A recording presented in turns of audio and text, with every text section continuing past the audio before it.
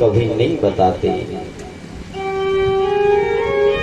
श्रोताओं, बेटा कह देगा बोले आज फलानी सब्जी बननी चाहिए, बाप भी कह देगा, सब कह देते हैं, लेकिन बिटिया कभी अपने मुखार बिंद से ये नहीं कहती कि आज फलानी सब्जी बनाओ, मुझे अच्छी लगती है।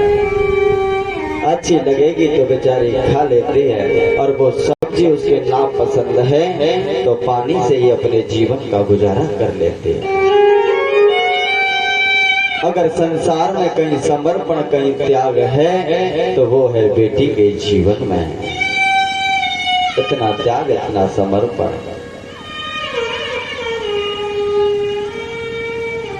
ऐसी बिटिया के लिए यदि कोई बाप धन दौलत के लोभ में आकर के, लालच में आकर के अपनी बेटी को दारूबाज के साथ दे देता है, अभिमानी व्यक्ति को सौंप देता है, कुकर्मी को सौंप देता है,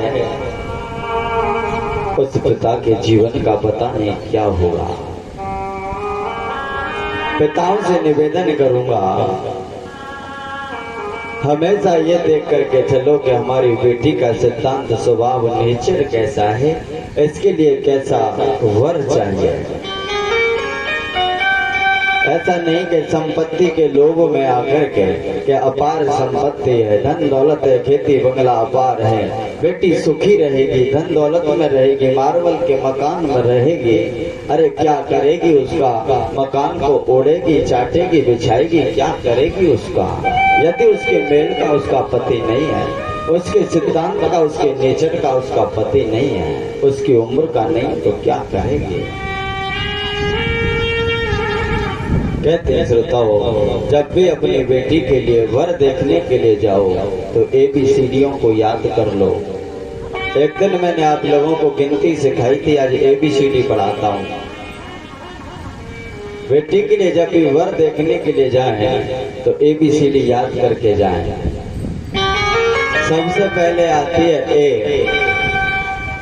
ए माने होता है एज, ए होती है एक, ए माने होता है एज माने होती है उम्र। घर से निकलने से पहले अपनी बेटी की तरफ झांक कर के देखना चाहिए उस बाप को कि मेरी बेटी की उम्र कितनी है, आखिर इसके लिए कितनी उम्र का वर श्रेष्ठ रहेगा। ये नहीं बिटिया की उम्र 16 साल की है और धन दौलत के लोभ में आकर के 30 साल का वर देख लिया, चलेगा नहीं रिश्ता। वो बेटी तो मैं मुख से तो कुछ कहेगी नहीं, क्योंकि वो जानती है कि मेरे पिता को कष्ट होगा, दुख होगा, लेकिन उसकी आत्मा न जाने क्या आशीष दे करके जाए। उसके बाद आती है बी माने होता है ब्यूटीफुल, यानी कि सुंदरता। हर बाप को अपनी बेटी की सुंदरता देखनी चाहिए कि मेरी बेटी की सुंदरता कैसी है, मेरी बेटी सांवली है, गोरी है, निकाली है, कैसी है। मान के चलो कि हमारी बेटी तो सुंदर है और हमने धन के लोभ में आकर के अपनी बेटी के लिए तई जैसा लड़का देख लिया, काला भिजुम, कि धन दौलत में ऐश करेगी, मौज करेगी, आनंद करेगी। भैया जो बेटी अपने पति के साथ में जाने में भी एलर्जी महसूस करे, वो उस संपत्ति को क्या ओढ़ेगी, क्या बिछाएगी, क्या करेगी उस संपत्ति का। उसके बाद आती है सी माने होता है करेक्टर, और करेक्टर माने होता है चरित्र। हर बाप को घर से निकलने से पहले अपनी बेटी का चरित्र देख लेना चाहिए। तो मेरी बेटी भगवान के व्रत करती है, उपवास करती है, गीता का पाठ करती है, रामायण पढ़ती है, भक्ति भाव में रहती है, संतों की सेवा करती है, तो मेरी बेटी के लिए कैसा परिवार चाहिए। ये नहीं कि हमारी बेटी तो भगवान की पूजा करती है, चिंतन मनन करती है, ठाकुर जी की सेवा करती है और उस घर में पौआओं की सेवा होती हो, ऐसे घर में बेटी सुखी नहीं रह सकती, चाहे अरबों की खरबों की संपत्ति क्यों ना हो। उसके बाद आती है डी माने होता है डिमांड, और डिमांड माने होता है मांग जाच, जो आज चल रही है। उसके बाद डी को याद कर ले। डिमांड होता है डिमांड, यानी कि लड़के वाले से पहले ही जाकर के पूछ ले कि तू अपने बेटा को कितने रुपए में बेचेगा, कितने रुपए में बेचेगा तू अपने बेटे को। धन्य श्रोता, वैसे आज बेटा वालाओं ने गांव गांव में जिस प्रकार सब्जी मंडी में सब्जी बिकती है, उसी प्रकार अपने बेटों को बेचा जा रहा है,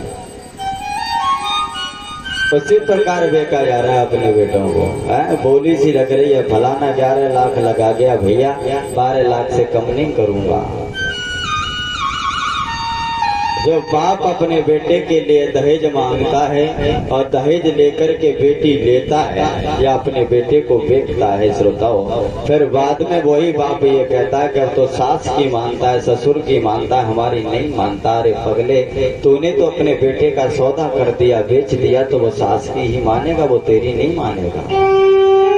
तूने तो बेच दिया, उसका सौदा कर दिया, वो तू लगता कौन है उसका? अब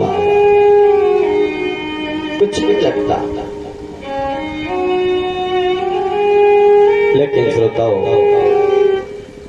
YouTube चैनल के माध्यम से मैं केवल यही कहना चाहूंगा सभी लोगों से, जहां भी दहेज देकर के शादी हुई है वो बेटी आज तक सुखी नहीं रही है। जहां भी दहेज देकर के शादी हुई है, देखो माँ सीता को ले लो, कहीं दूसरी जगह मत भटको। माँ सीता का जब विवाह हुआ तो भगवान राम को अपार दहेज दिया गया था, हाथी घोड़ा रथ बहेली है, तो माँ सीता के जीवन में क्षण भर भी सुख नहीं आया था। चलो द्रौपदी को ले लो, द्रौपदी का जब विवाह हुआ था पांडवों के साथ में, तो उसके भी जीवन में पल भर के लिए सुख नहीं आया। इतिहास गवाह है, घर से नहीं कह रहा हूँ, इतिहास गवाह इस चीज के।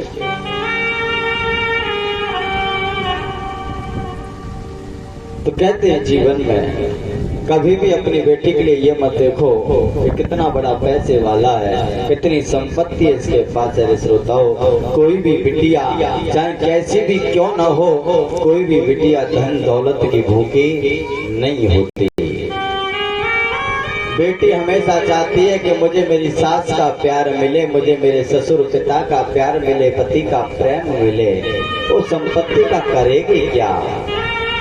अपार संपत्ति हो और पति व सास ससुर का प्रेम प्यार नहीं है, तो उस बेटी का जीवन बेकार है, किसी काम का नहीं है, किसी काम का नहीं है। कहते श्रोताओं, डिमांड में पहले ही जाकर के पूछ लो, बोले भाई तू अपने बेटे को कितने रुपए में बेचेगा। ऐसा ना हो कि लगन वाले पहले तो कहते बोले महाराज स्प्लेंडर से काम चला लूंगा, और लगन वाले दिन कहे बोले महाराज छोरा तो बुलेट को ऑर्डर बुलेट लेके आनी है। पहले ही पूछ ले कि तेरी औकात कहाँ तक है, कहाँ तक तू मांग सकता है, कितना भिखारी है वो पहले ही बता दे, कितना भिखारी है तू। सोच करके सोचो श्रोताओ, सोच करके सोचना। मैं तो सब कह के चला जाऊंगा, लेकिन सोच करके सोचना। जिसके पास में सरकारी नौकरी अरबों की संपत्ति है, फिर भी वो भीख मांग रहा है, फिर भी वो तुमसे धन दौलत मांग रहा है, ऐसे भिखारी की जीवन में पार नहीं पड़ती। ऐसा भिखारी जीवन में बेटी को सुख नहीं दे सकता। डिमांड पहले पूछ लो।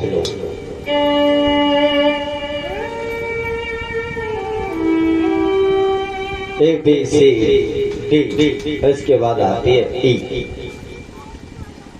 ए आती है और ए माने बनता है एजुकेशन, शिक्षा। ए माने बनती है एजुकेशन, एजुकेशन यानी कि शिक्षा, पढ़ाई। हर बाप को घर से निकलने से पहले अपनी बेटी की पढ़ाई के बारे में देखना है, शिक्षा के बारे में देखना है कि हमारी बेटी कितनी पढ़ी लिखी है। मान के चलो कि हमारी बिटिया ने MA BA पास कर रखी और धन दौलत के लोभ में आकर के अगर आपने गमार देख लिया तो उस बेटी का जीवन सुखी नहीं बीत सकता। अगर हमारी बेटी कम पढ़ी लिखी और आपने धन दे करके पढ़े लिखे लड़के को खरीद तो लिया, नौकरी वाले को खरीद तो लिया, लेकिन दोनों का मन नहीं मिलेगा, मन नहीं मिलेंगे, और जहाँ मन नहीं मिलेंगे वहाँ बेटी सुखी नहीं हो सकती।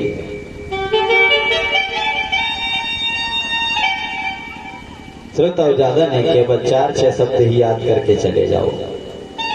ये सब चीज देखने के बाद में देखो, हाउस माने होता है घर। इन सब चीजों को देखने के बाद अब घर को देखो कि आखिर घर कैसा है, परिवार कैसा है, फैमिली कैसी है। फैमिली के बारे में जानकारी लो, उसका परिवार कैसा है। जब आप फैमिली के बारे में जानकारी लोगे, कहीं ऐसा तो नहीं कि हमारा परिवार सज्जन है, भगवान का भक्त है, इसकी फैमिली कहीं ऐसा ना हो कि जिसपे 10-12 मुकदमे चल रहे हो, जो धन दे रहे हैं वो सारा धन मुकदमे में ही चला जाए। ऐसा होना नहीं चाहिए।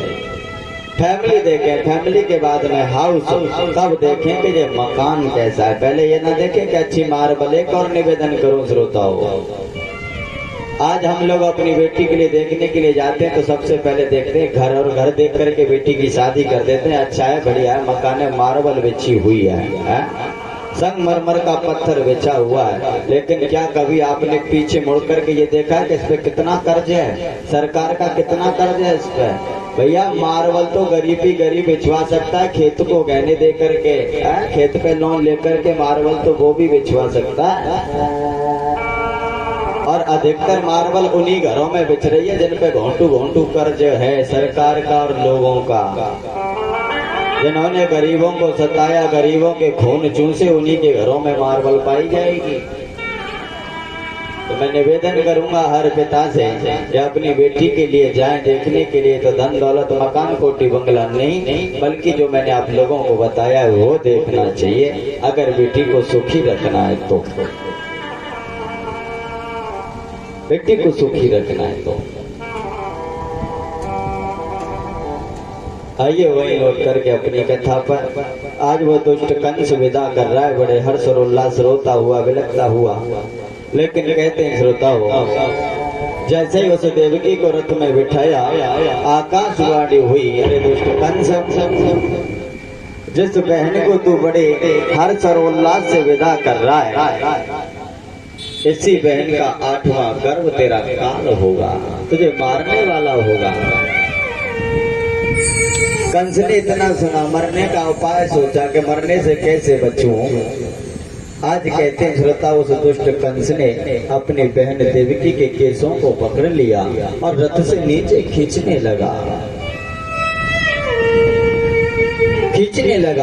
ना रहेगा बांस और ना बजेगी बांसुरी। आज देवकी को मार ही देता हो, जब देवकी मर जाएगी तो 8वां होगा कहाँ से, जब 8वां होगा, नहीं तो मैं मरूंगा कहाँ से। लेकिन श्रोता कहते हैं मृत्यु सत्य है, अटल है, कोई कितने भी उपाय कर ले बचने के, मरना सभी को है, जाना सभी को है,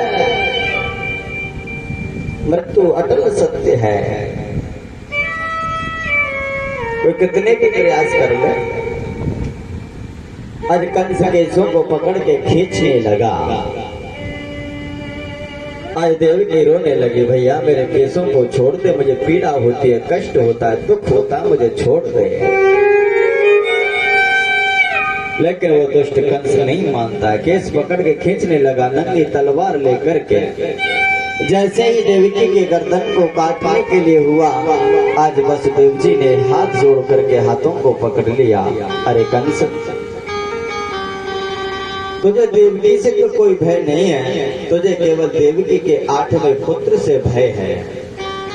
अरे भैया तू देवकी को छोड़ दे, देवकी का जो 8वां बालक होगा उसे मैं तुझे दे दूंगा।